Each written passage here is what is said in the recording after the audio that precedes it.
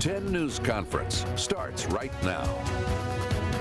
Good morning, everyone. I'm Gene Valicenti. Happy New Year. This is our 10 News Conference look back and Decision 2022 look ahead. Alison Bologna is with me this morning to assess some of the more than 40 shows we've done this year with a particular focus on the candidates for governor and mayor of Providence. Good morning, Alison. Good nice morning. to come with you. Yeah. Well, I'll tell you what, we'll play some clips. Okay. And then we'll chat about it, and then we'll keep going. We have a lot to get to. Let's begin with Secretary of State Nellie Gorbea, Democrat who wants to replace Governor McKee next year. She wants to be the governor. Do you support legalizing recreational marijuana in Rhode Island? Because it comes with problems, too. Yeah, no, I know. At this point, I think, given how far, it's been developed, yeah. As a mom, am I concerned about the legalization of marijuana recreationally? Absolutely.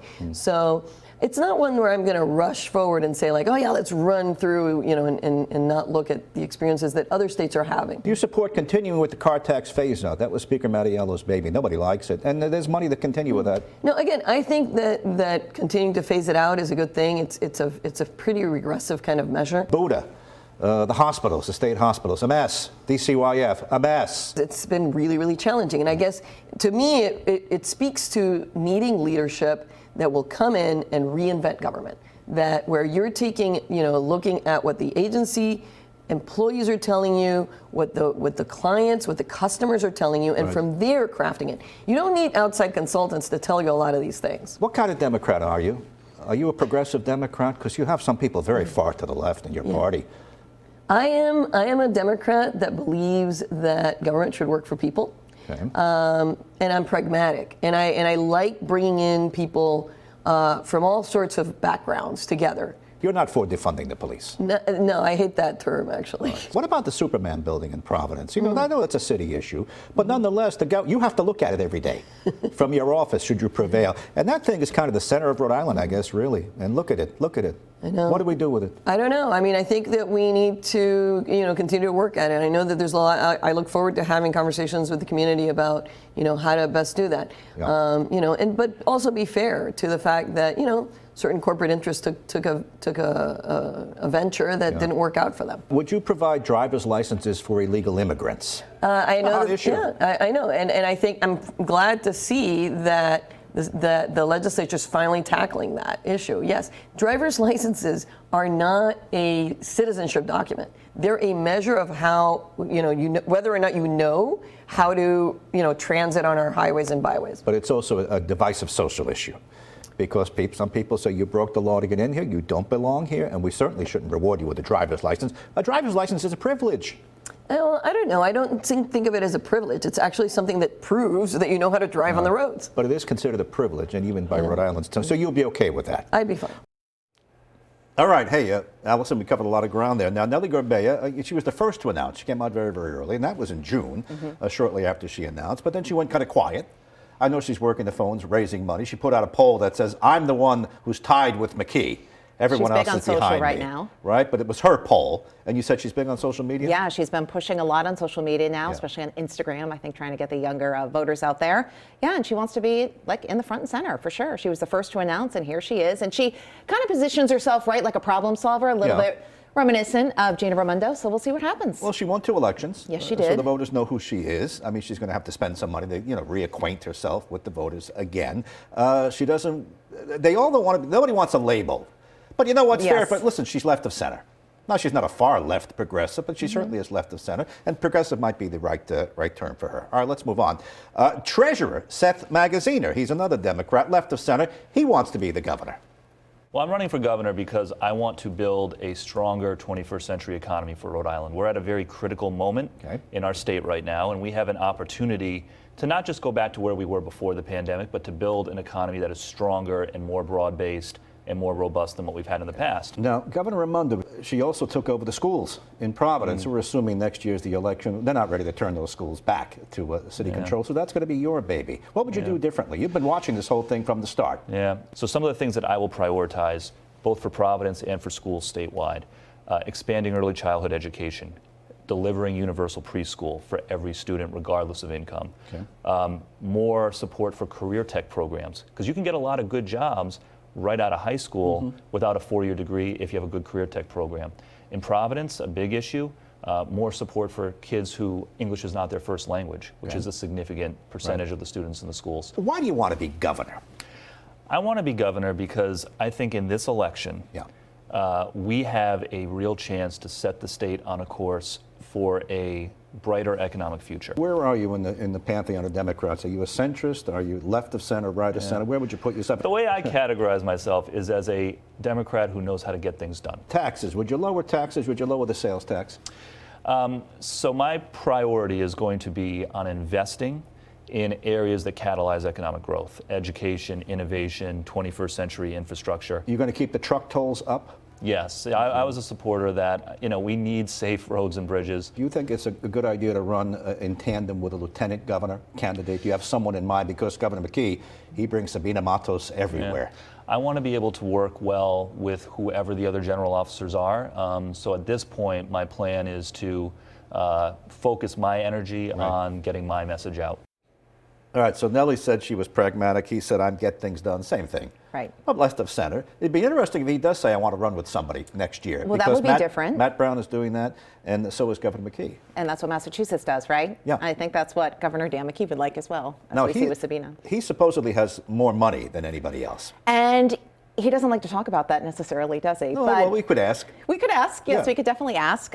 He also doesn't talk a lot about his family and where he went to school necessarily. He kind of just moves that to the side. But I think his strength, in my opinion, you correct me if you think I'm wrong, is the fact that he took what Gina Raimondo left as state treasurer and he really reinvested a lot. Yeah. And all of his emails that come out to us in the media has to do with the returns Well, on how he's invested. Yeah, his father was Ira Magazine, very close with the Clintons, so he can certainly tap into that Clinton machine if it's still up and running. It's been a long time I since just the don't Clintons know are if in. Rhode Islanders know him as much as they know Nellie. Yeah. What do you think? Well, they've both been in for 2 terms now, Yeah. so that's a good question. I don't know. Yeah. We'd have to see. They'll both spend a lot of money. They'll be as familiar as we are. Very soon. At some Yes. point. All right, let's keep going. Another Democrat now. This is Dr. Daniel Munoz, who might be seen as a long shot candidate. He's an MD from the inner city. He's tried before to run. He wants to run again. Let's meet him, Dr. Daniel Munoz. Why the switch to the Democrat Party? Why? Because I think it's time for Rhode Island to actually see programmatic change. Where do you fall in the pantheon of Democrats? Where do I place you? Place me on the side of the working and the marginalized. No, that's such a talk away. Now, come on, where do I put you? Are you a centrist? Are you the left of center, right of center? Why not answer that question straight? Because those are labels that are set up for a political game that works against working families. We need to talk about the 95% of Rhode Islanders that are caught in a top-down struggle, Gene, the connected and the not connected. So let me ask you, what issue would you be considered far left on? Are you tax the rich? Are you defund the police? It's interesting you say that. I do think that those who make $450,000 a year should pay their fair share of taxes. I do believe we live in a country where we've seen $1.6 trillion redistributed, to use that phrase, that word, to the top 1%. It's time for everybody to pay their fair share. We all have to be invested in future generations. You're not defund the police, are you? I believe it's about fiscal accountability. Are you defund the police or not? That has become a litmus test for your party. Let the litmus test folks do the litmus test. I am about talking specifically about the changes we need to make, about where we should be applying funds and how to effectively make Rhode Island better. Would you keep the truck toll gantries up from the Raimondo era? The gantries are up. Yeah. My focus today is on ensuring that tolls are not being applied to residential vehicles. Okay. My biggest concern is those are the walls we need to make sure aren't built up. Would you legalize regular marijuana? Yeah, so I've always been a proponent of the use of medical cannabis. In terms of legalizing recreational cannabis, yes, my concern is right now limited licenses focused on large corporations, so essentially monopolies, are the path that legislators seem to want to take. Driver's licenses for undocumented aliens. Yes, first day. What is the one issue you're talking about that nobody else is talking about? We need to connect the dots. We are talking about investing in healthcare infrastructure in a time where not only is healthcare expensive, but COVID-19 showed us that we didn't even have the capacity to run tests. We need to build infrastructure that provides a free community health system for all Rhode Islanders, reduces the cost burden of healthcare for working families who, even when they're working 2 jobs, are pushed back into poverty because they can't afford their healthcare bills. I think I'm enjoying these interviews more. It's like pizza the next day. Forgot all the Nobody things likes they that said. one question from you, do they? He'd be a long shot. Yeah, so when we're talking about name recognition, a lot of people don't know who he is unless you're from Central Falls, Pawtucket. He's from Central Falls. His family is pretty well connected as far as that goes. They're from Rhode Island. They are very much grassroots. He considers himself a community organizer as well, and he talks about that too. But he brings a lot of credibility when it comes to the healthcare system, for sure, as a doctor. Bright guy, MD. Very bright. Doesn't practice, per se, with patients, but is involved in technology and research and stuff like that. It's interesting to see the personalities. They're all so different. Yeah, Dr. Daniel Munoz. Now we've hit Nellie Grabea, Seth Magaziner, Dr. Munoz. Let's get to Matt Brown now. Far left progressive. He was your Secretary of State for one term, ran for governor before. He's back again. Look, I'm running in a primary against a long-standing corrupt political establishment that has served the interests of the wealthy, the connected, the corporations in the state, instead of the people of the state, all the people. You mentioned Cynthia Mendez. We don't run as a ticket here, but you really are sort of running as a virtual ticket. She's with you everywhere. And you said the great senator. You know, she's defund the police. How you defund the police? No, she's not. Neither am I. Well, from what I read, she's no cash bail. She tweeted that out. Yeah. Where do you stand on defund the police? Oh, totally agree on no cash bail. Our policy is the most comprehensive policy to fundamentally change the criminal justice system. That includes legalizing marijuana. That includes ending cash bail. That includes no for-profit prisons. So there are a lot of things we need to do to fundamentally change what is a broken criminal justice system. We have a comprehensive policy to do that. Just nail down the defund the police. Are you defund? What are you? And what is she, by the way? Our policy is a comprehensive policy to fundamentally change the criminal justice system in the ways that I said. With regard to cutting the traditional police budget and spending it on social workers or other areas, that's defund the police. Now you can argue it's reimagine the police. Are you for defunding the police? Cut the traditional budget, police a different way. Yeah, no, as I said, no. We're for this entire comprehensive change to the way we keep our community safe, the way we deal with criminal justice in this state. Possible merger. Do you like what you see so far? Let those two groups merge, yes or no? No, I'm skeptical. All right. Truck tolls, would you keep them up? Yeah, I'm skeptical also. All right. Legalize marijuana. Yes. Yes. Driver's licenses for illegal immigrants. Yes. The Superman building, what do we do with it? Any ideas? Turn it into affordable and low-income housing for people and help solve this homelessness crisis. He's not the first to say that, by the way. He mentioned the homelessness crisis. That particular day he had been camping out up at the State House, along with Senator Mendez, who he's running in tandem. He's for governor, she's for lieutenant governor. Alison, he's tried before. Now, even if he doesn't succeed, he's not to be underestimated. He has a coalition of far-left progressives who may take more House seats. And I think people know him because he's run before. And he's really hitting a stride right now because affordable housing is a headline, especially with the COVID relief money coming in and the Superman building. Nobody wants to see it, it seems like to me, torn down or otherwise. They want to see it reimagined is the word we keep hearing. And affordable housing is a big hot topic right now. So maybe that'll happen. So are the homeless, because he said, I forced Governor McKee's hand. He wrote the check. He was there for 2 weeks. After I camped out. All right. Let's get to Helena, folks. Now, Helena came out the last of the bunch that we're talking about here. She's a businesswoman, and she's yet to come on this program. She will at some point. She's going to get some tough questions about her stewardship of CVS. She ran CVS, and she's taking credit for getting all the tobacco out of CVS. There are other nagging issues, though, that you'll have to answer to. Let's hear from Helena in her own video. Hi, everyone. I'm Helena Folks, and I'm running for governor of Rhode Island.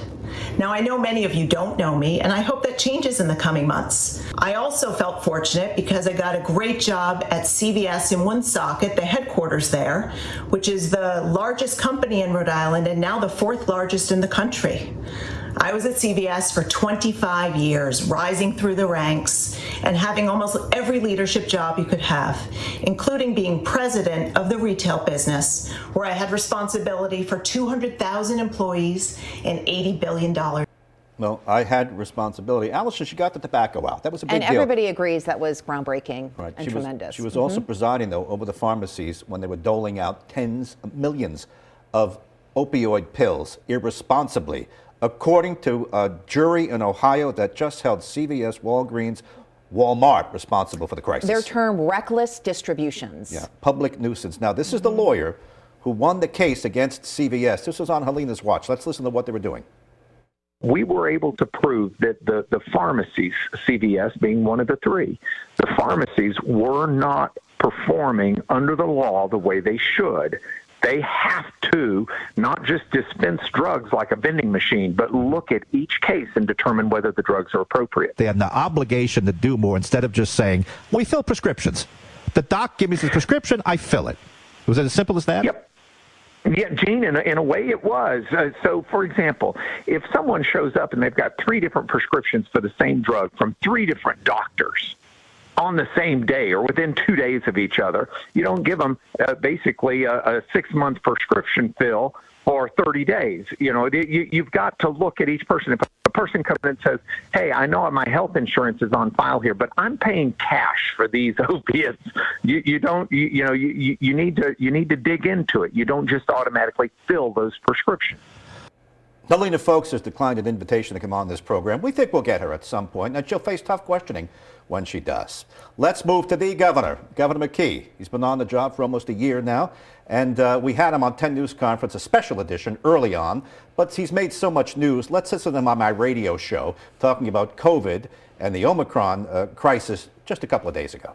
We're not going back to where we were, when we were at the height of this thing with a full force into the restaurants. We're expecting people to comply because it's the safe thing to do for our state of Rhode Island. We'll be out there, reviewing what's happening on the ground. If somebody wants to get in your face like a couple people did in the last time around and say, hey, I'm not doing it, blah, blah, blah, blah, and they draw attention to themselves, you know what? We're going to knock on that door, Gene. Restaurant owners who don't want to follow his rules, Alison, he says he'll knock on the door. He's trying to find a balance, right, which he has to do, but we'll see. Yeah, I mean, some people think it's his to lose. He has the bully pulpit. He is the governor.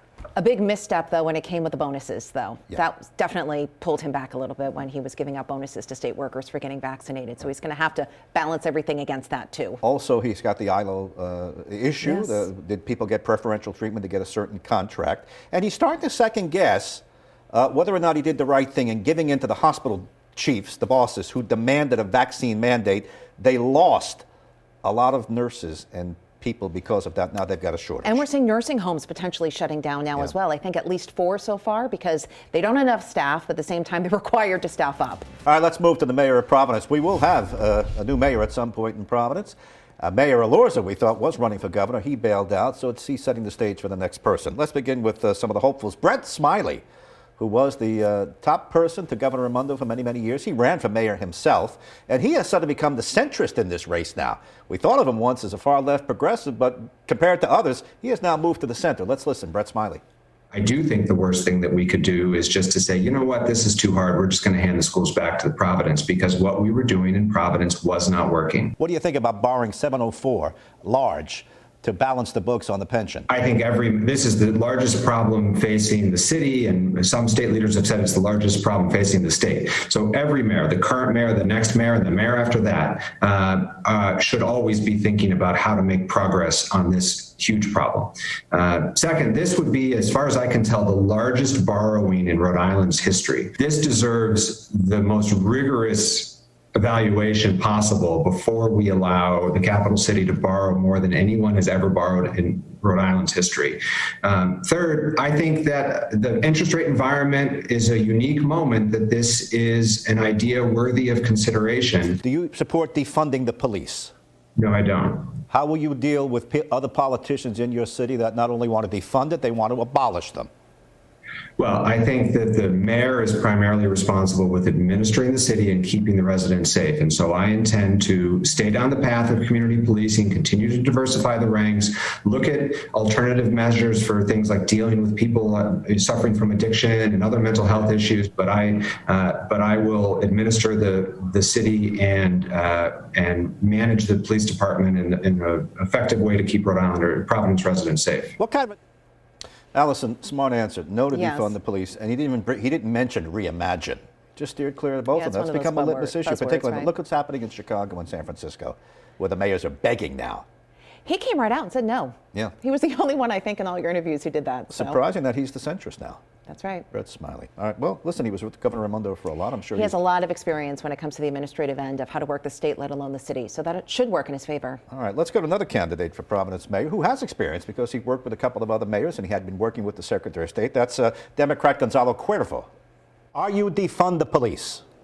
Absolutely not. What people want is better, more accountable policing. They don't want less policing. They want police to improve the community police relationships and to be accountable when there's wrongdoing. We all know in any profession, regardless of what that is, there are some folks that don't do a good job, and we need to hold those accountable. Would you increase funding for the police, or at least hold it level? And all this stuff about reimagining, is that not for you? I think we absolutely have to reimagine public safety, but I think what happens is we end up in these binary conversations where you're either for defunding the police or you think that the only solution is to hire a ton of new cops. And I think that the reality, like most things in life, is much more nuanced than that. What would you do with the Superman building? It's empty. There's no real plan to get that thing filled or torn down or whatever you want to do. What would you do with the Superman? I think the Superman building, as an office building, I think there's general consensus that it's obsolete. It doesn't work as an office building.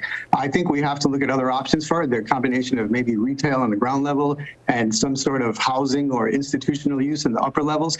That's a conversation that's going to require a lot of input from the state. And everybody's been passing that conversation around like a hot potato. Now, what about the Alison, conversations versus action, right? Prediction. You will not hear even reimagining the police. Not anymore. Going forward. Those will be two words, defund and reimagine. You won't hear. Oh, and he also said absolutely not that time around. So. All right. A final candidate is Nirva LaFortune, city councilwoman. She is defund the police. In fact, she voted against the whole city budget, because it didn't cut the police department. So she may have to navigate some tricky hurdles coming up. Nirva LaFortune. I didn't support the police budget because the police department asked for more funding, but yet they did not provide us with a comprehensive safety plan.